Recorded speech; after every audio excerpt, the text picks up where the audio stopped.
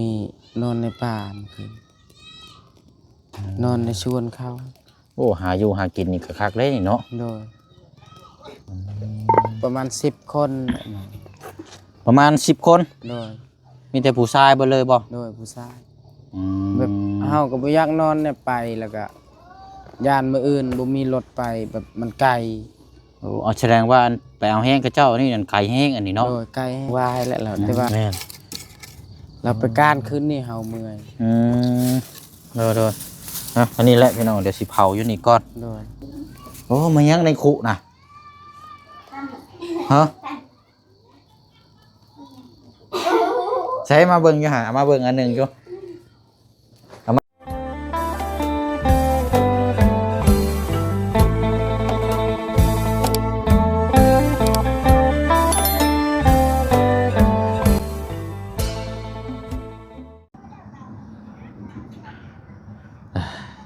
พี่น้องเนาะเปิดภาพ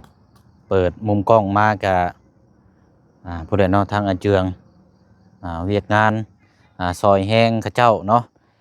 ซอยแห้งกันนี่คือบ่ได้หยังได้พี่น้องซอยกันไปซอยกันมาเนาะกันสิเว้ากับแบบ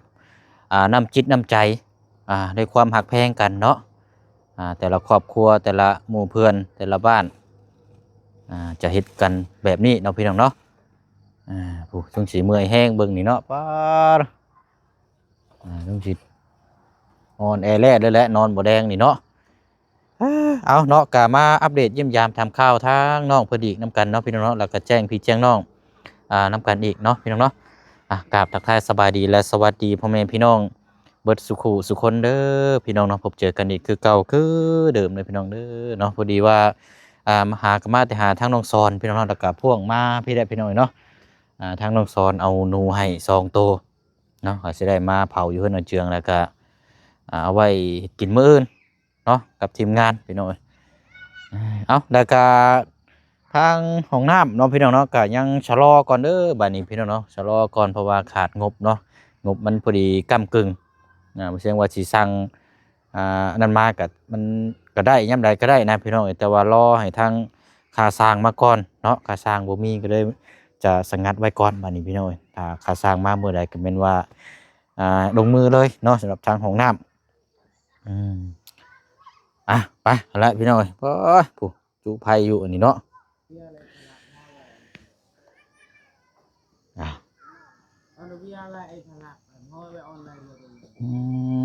เป็นจังไดอันนี้เนาะปู้เลินนี่เนาะเป็นเรื่องมากๆนี่พูดแล้วอันนี้เป็นจังไดเนาะต้องสิเมื่อยแห้งเบิ่งนี่เมื่อยแห้งกะยาได้จะปีนให้ลูกให้เมียได้พิษกันคมเมื่อยนั่นบ่เอาได้บ่ต้องไปเฮ็ดได้เนาะเอาอยู่ดีมีแห้งสบายดีปานโหอันนี้เนาะพี่น้อยใช่ผู้บ่าวเฮานอนบ่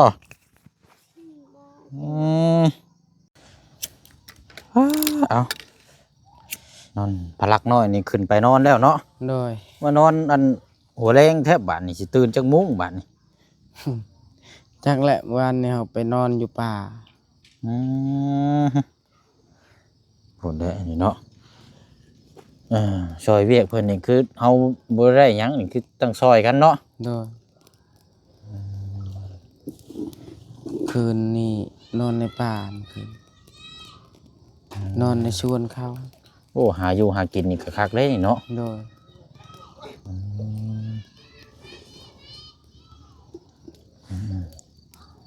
อันทางกันน้องหังบ่ได้นึ่งข้าวว่าซะเนาะยันเราบ่ได้หนึ่ง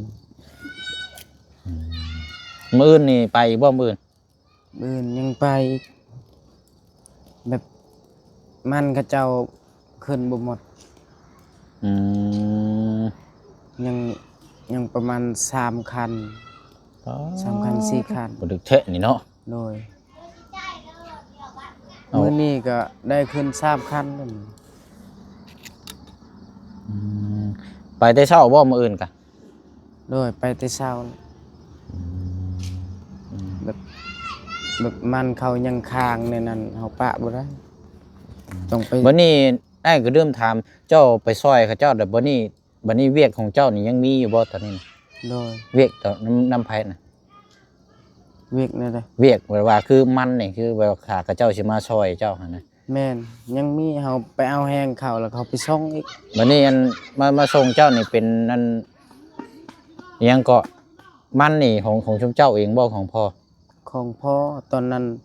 เราขายมันแล้วก็แต่งเมียเฮาตอนนี้ก็เอาแห้งคืนละแต่ตอนนั้นเราก็ว่าพ่อเฮาก็บอกว่าเจ้าไปเอาแห้งก็ละว่าคันมีมันแบบน้อยสำใดก็คันได้หลายประมาณ10 ล้านแล้วว่าก็ได้อยู่แล้วว่าสิให้อยู่ประมาณ3 ล้านหรือว่า2 ล้านเราสิให้ อ๋อคือเอาง่ายๆชาวตอนนี้นี่คือไปเอาแห้งเขาเจ้านี่บัตรเขาเจ้ามาช่วยนี่แม่นเวียกตัวทั้งพ่อเจ้านี้ โดย ส่วนมันทั้งพ่อเจ้านี่เนาะ โดย โอ้กว้างเติบอยู่บ่ซะล่ะ ก็กว้างนะ ซ้ำอยู่บ่ของน้องสอน แม่นสำนั้นแหละ โอ้งามอยู่บ่เนาะ โดย คันว่างามนี่ก็สิ บ่ฮู้แหละ 10 ยัง ปลายล้านพุ่นแหล้วเนาะ โดยยังบ่ได้ไปก่อน ของน้องสอนเราก็บ่ได้งามปานใดเด้ยังบ่ได้9 ล้าน โดย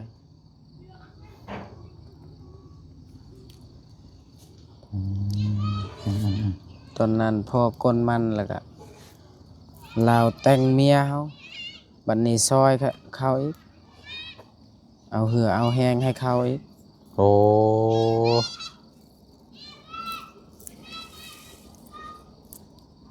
อืม พ่อก็เราสิเอาเองเราก็แบบบ่มีแห้งแล้ว บ่ไหวแล้วเนาะ โอ้ยบ่ อายุ ไหว เราก็หลายแต่ว่าปกติแล้วแต่เรา คำมืดแหละอันนั้นแหละเนาะ โอ้ อายุก็หลายแล้วเนาะ โดย ปกติแล้วพี่น้องใครแต่ว่าบ่ล้มมื้อนี่เนาะ โดย คำมันล้มนี่ยังสิบ่แห้งแล้วพี่น้องอยู่ยากแล้วโอ้ยเนาะเป็นจังได๋นอนป่าเมื่อคืนคักอยู่บ่ โดยหนาวแห้ง หนาวบ่ โดย เออ ซ้ำนี่บ่ได้หนาวปานใดตอนดึกหนาว ช่วงเลิกๆเนาะ โดย อืมช่วงเลิกๆน่ะมันหนาวแห้ง โดย เพราะว่าช่วงแรงๆนี่สิธรรมดาอยู่เนาะ เขานอนแบบนอนในกองไผ่นี่แหละ นอนอันน้ำกันจะคนล่ะทั้งเบิดทั้งมวลน่ะ ไล่ประมาณ ฮะ ประมาณ10 คน ประมาณ10 คน โดย มีแต่ผู้ชายเบิดเลยบ่ โดยผู้ชาย อื แบบ ม เฮาก็บ่อยากนอนเนี่ยไปแล้วก็ย่านมื้ออื่นบ่มีรถไปแบบมันไกล โอ้เอาแสดงว่าอันไปเอาแห้งกับเจ้านี่นั่นไก่แห้งอันนี้เนาะ โดยไกลแฮง แต่ว่า คาดเมื่อเนี่ยซองมาก็เมื่อแล้วก็มื้ออื่นย่านบ่มีรถไป แล้วก็นอนในนั้นเลย ยันไปว่าไปกลับจังซี่แล้วเนาะมันบ่มีรถ กลแล้วก็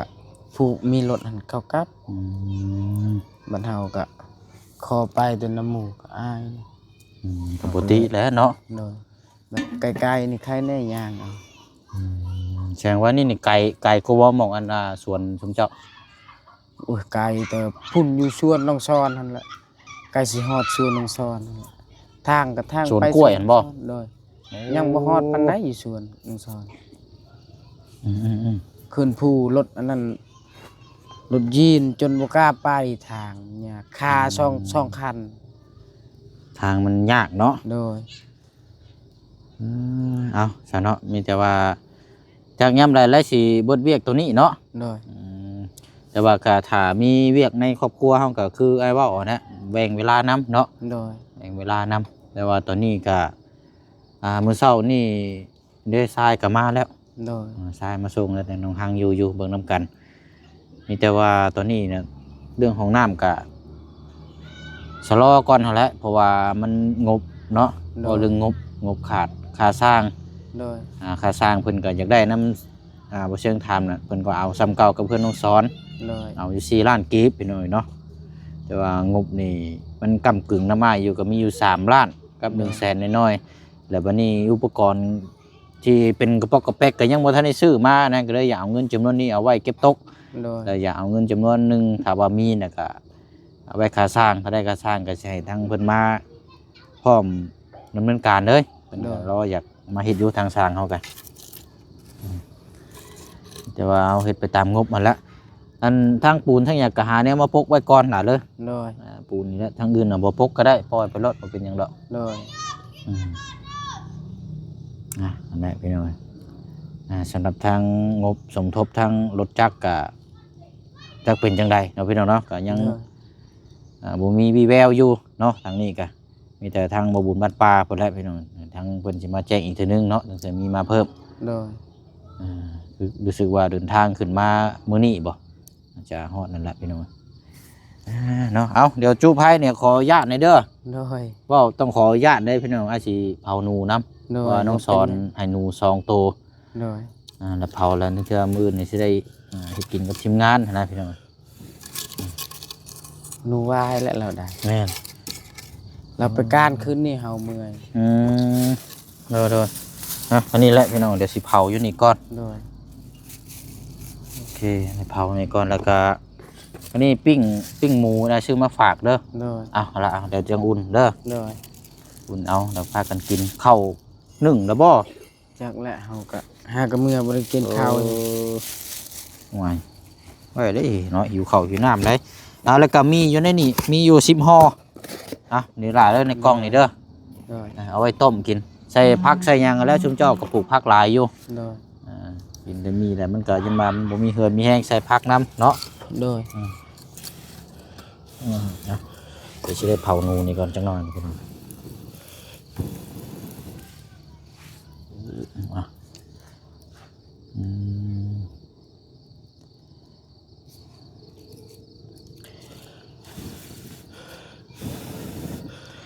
เราก็ไปหาพื้นเมียเจ้ากะ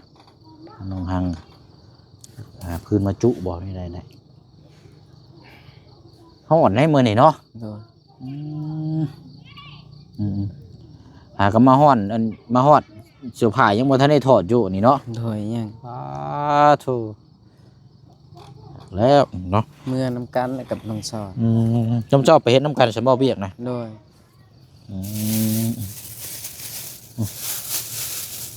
นี่แหละพี่น้องเผามันก่อนละลองมึงยก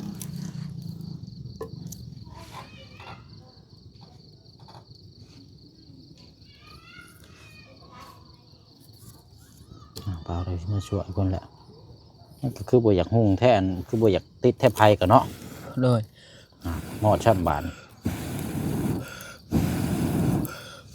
เอานั่นไปยังมาวีเอายังก็อันมุนนะ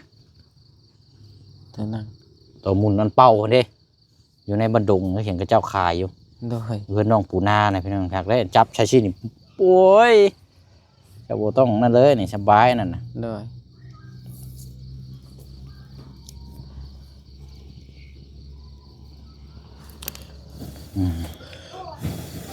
มืดบานนี่มือนี้เขาเมื่อยมืดมื้อนี้บ่โดยมันเขานอนเป็นเลย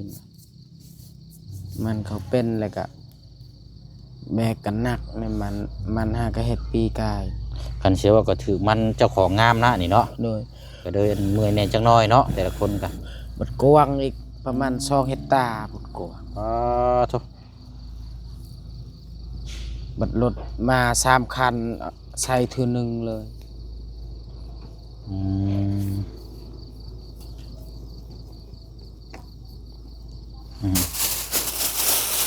ไปอีกบืนกันเนาะโดยตรงป้าอีกแล้วปะข้าเจ้าบ่ได้ยันข้าเจ้าให้ซอยต้องซอยให้ชุดบัดแล้วกับข้าเจ้าก็มาเบิ่งเฮาอยู่ละว่าเนาะโดยแม่มาเบิ่งเฮาอยู่ต่างคนก็ต่างเบิ่งกันเนาะโดยปะบ่ทิ่มกันว่านั่นก็ดีอย่างนึงเฮาแฮงไว้สิก็แต่ว่าเฮาจ้างนี่ก็โอ้เบิดเงินหลายเนาะโดยว่าเป็นแบบ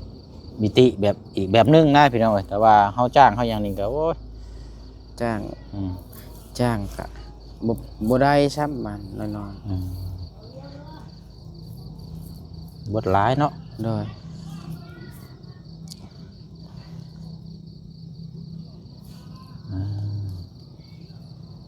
ใช้อันไผอยู่ห้องtừเทิงหุงแล้วบ่โดยหุงแล้วไผสิเอาแคมมาจะใช้ซะนะจักแหละน้องหังไปเอาสงสัยเราไปหาอันอย่างนั้นนะยังก็ไปหาพื้นไปเอามาเลยนะไอ้เนาะโดยช่วงนี้แคมกำลังอาละวาดได้ช่วงนี้เจ้ากำลังหาขายกันได้ช่วงโลละแห่งละ7-8 พันพอโดย นั่นแห้งสุดกับโดนละ20พุ่นเอาละพี่น้องเอ้ยพบเจอกันค่อยค่ำลงแดงค่ำมืดๆแน่เนาะเอาหนูนับกัน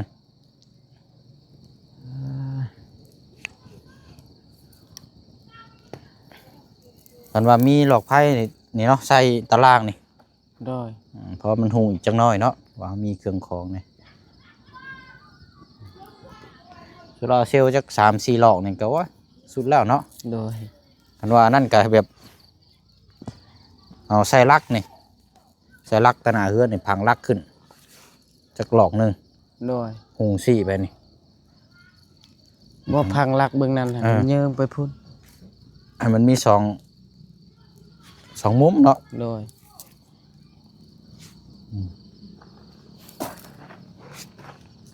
ลักโซลาร์เซลล์นี่ก็อยู่แล้วแหละพี่น้อยแต่มันสิยากก็ตรงที่ว่าเวลามันสากปืนสากไผ่เนาะไปสากโทรศัพท์อย่างที่อยู่เฮือนใช้สละ ซากอยู่เฮือนแม่เฮา อ๋ออยู่เฮือนทางอันคุณบ่ โดยซากเอกซากในโซลาร์เซลล์ยานมันซากตลอดยานมันเพ อืม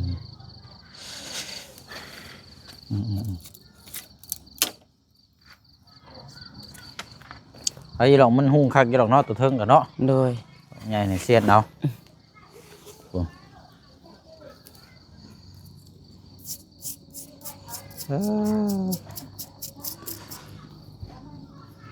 ไปถามเนาะขึ้นมาซองเบิ่งท่านี้ก่อนเด้อ โดย เอ็ดเป็นที่ใดทางนี้เบิ่งก่อนเฮ็ดหยังโอ้เอา เอาไปหามากิน โอ้มายังในคุน่ะฮะใช้มาเบิ่งอยู่หาเอามาเบิ่งอันหนึงอยู่เอามาแต่ใช้นี่น่ะบ่เอามาเดียวก็ได้ เอาไปหา ฮะ เอาไปหาแต่ตอนการเที่ยง โอ้มัน มัน โอ้มันแก้วเอาไปหาอยู่ใช้อันนี้น่ะ มีชวนมีชวนคือมันต้น เอาหนึ่งเอาเด้อ เออ ล่างเลยหนึ่งใส่หวดเอามันจังแซ่บคันต้มแล้วมันจะเปื่อยเอาโอ้เนาะมันยังชาดนะหมักตัวแห่บ่ ตัวแม่ มันจนแก่แล้วบ่ บอกไป บ่ได้แก่บ่อืมแสดงว่าย่างมาเนาะ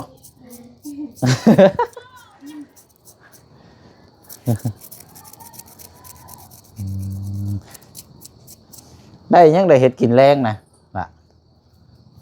โอ้ยเนาะบ่ถามบ่ทางน่ะเมื่อยใช่น่ะสิล่มนะอันพลักนอนบ่น่ะอืมอันนอนกลางค่ำกลางคืนนี่ก็ยุงมีอยู่บ่ บ่ไม่ บ่ได้มีบ่ เออ ใครอยู่ซั่นเนาะคันว่ามียุงก็คือว่าได้มีมุ้งอยู่เนาะทางมุ้งเอา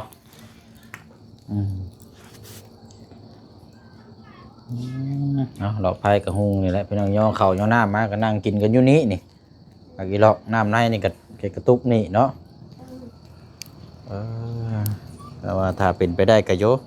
หลอกไผโซลาร์เซลล์ตั้งนี่จักหลอกหนึงตั้งขึ้นไปนี่ก็โอ้หุงเบ่แล้วแถวนี่คักกี่ดอกเอาเนาะ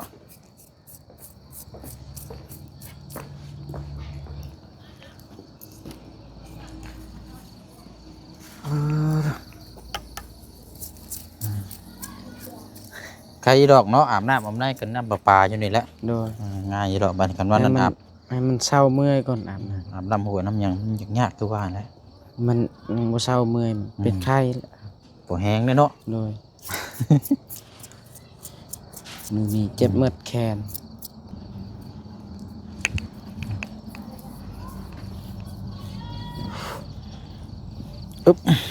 โอ้ยนั่งตีนไผ่เอาหนูก่อนใส่หมดมีอันนั่น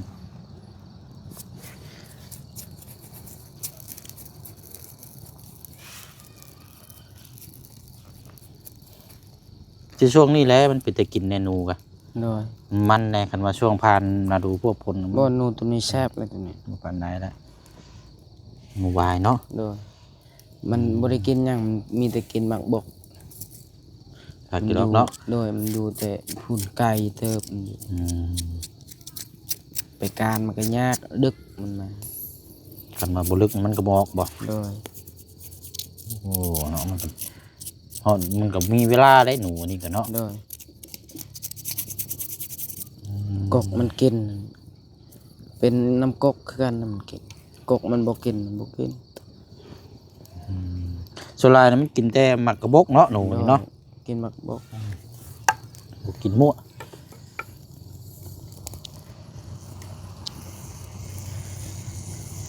ไปแต่เช้าอีกมื้อเนาะ โดย พอแห้งแล้วพี่น้องเหยียบแต่เช้าเนาะเมื่อยแล้ว มื้ออื่นก็โกะ บัดนี้กลับมาเด้จักโมงล่ะ ก็โอ้ยประมาณคำอีกแหละมื้อ เก่าอีกติ โดยมันนิ่งลายมันเข้า คันสิว่าก็เวียกหลายเนาะ โดยมื้อนี้ขึ้น3คันเต็มหมดเลย มื้ออื่นประมาณได้แหละสัก ยังเจืองยางรถแตกบ่ บ่แม่น ปืนบ่ บ่แม่นเปิ้นเย็นอันนั้นเฮือนบาวัดเรายิงมากระโพก กระโพก โดย เนาะเป็นหยังคือว่ายิงมากระโพกมันยันยางรถเนาะกี่คือตุ่มรถ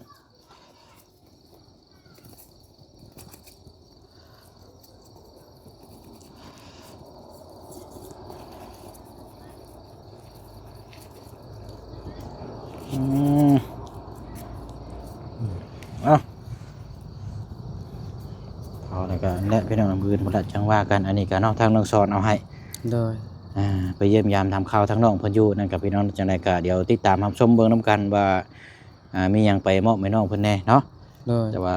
เอามาติดตามคลิปนี้ก่อน